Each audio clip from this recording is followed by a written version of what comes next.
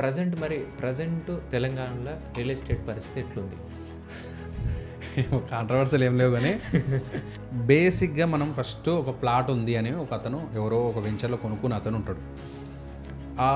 ఆ ప్లాట్లో మనం ఫస్ట్ బేసిక్గా చెక్ చేసేది ఇప్పుడు ఈ ఇయర్లో ఎవరు రియల్ ఎస్టేట్లో ఇన్వెస్ట్ చేయొచ్చు, ఎవరు చేయకూడదు?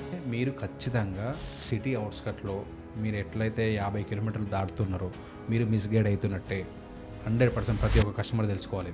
50 కిలోమీటర్ దాటితే మీరు మిస్గైడ్ అవుతున్నట్టే.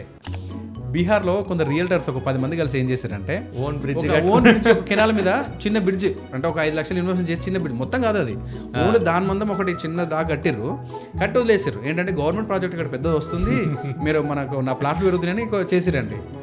ఇదేంటంటే అది కంప్లీట్గా ఫ్రాడ్. అది ఎవరిది అనేది ఇప్పటివరకు క్లారిటీ లేదు. లేదు మాదేనాట, మా తాతలు ఉన్నారు మాదేనాట అంటాడు, అది గవర్నమెంట్ అని మాదంటది.